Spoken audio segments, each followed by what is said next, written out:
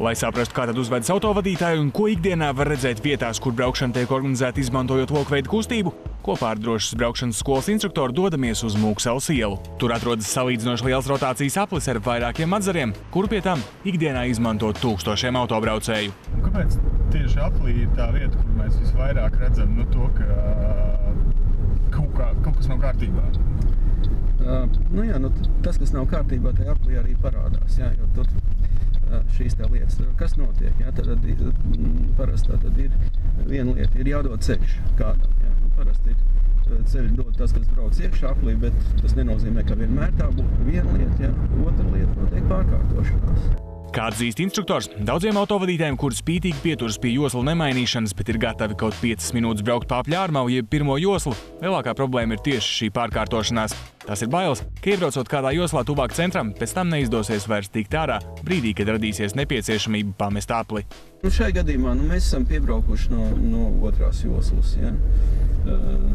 Aplis ir ar to īpatnējs, ka mēs varam izdarīt labo pagriezienu, šajā gadījumā iebraukt apli no jebkura stāvokļa. Tad nav obligāti jāieņem labais malējais stāvoklis. Savukārt, tad, lai nobrauktu nost, mums obligāti ir jāieņem labais malējais stāvoklis. Šajā gadījumā mēs uzreiz nokļuvām otrajā joslā. Mēs varam braukt arī pa trešo joslu.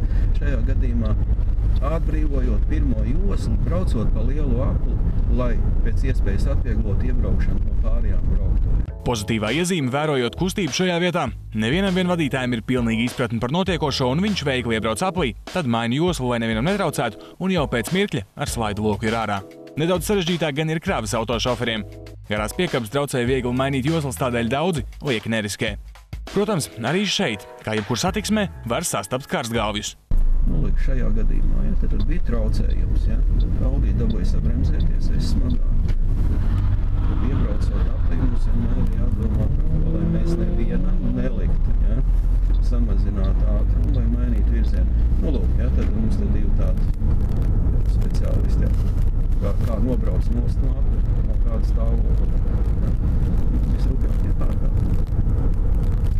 Ko šāds manevrs no otrās joslas nobraukt, ko tas nozīmē pārējiem? Tas pārējiem nozīmē stresu, nedrošību, ka mums rīt jākārt ir šādi laikam biedri.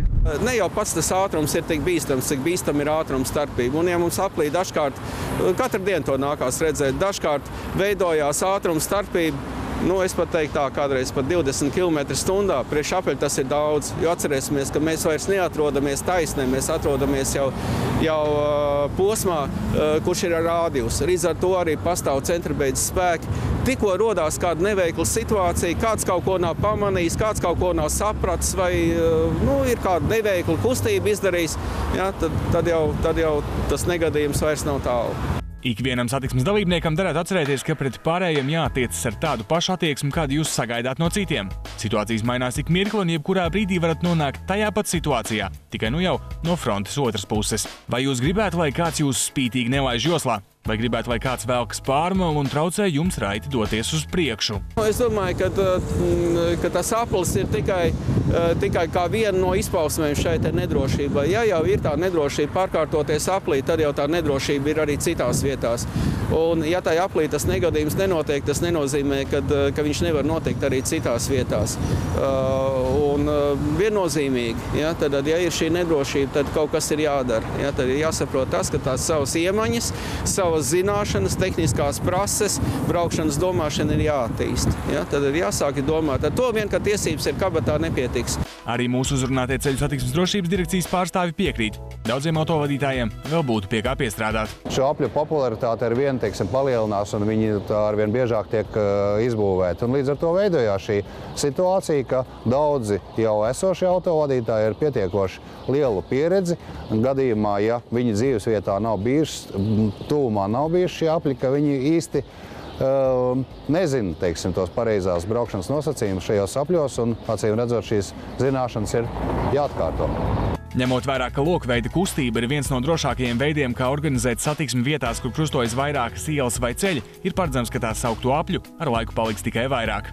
Protams, ka šie krustojumi, kur brauc pa loku, ir viens no ceļa elementiem, kas ir jāapgūst arī šiem jaunajiem autovadītājiem. Jāsaka, ka ne tas vienkāršākais ceļa elements, diezgan specifisks, un faktiski mēs savos eksāmenos cenšamies, lai tomēr katrā eksāmenā kāds rotācijas aplis tiktu iekļauts, un attiecīgi arī šie jaunie autovadītāji tiek sagatavoti braukšanai pa apļiem. Piedomājam pie tā, kā uzvedamies satiksmē, parūpējamies par to, vai citiem mūsu stūrēšana netraucē.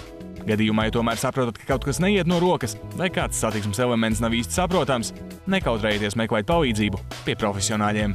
Drošu ceļu vēlot, Miks Dūcis, Arnis Speiga. Degpunktā.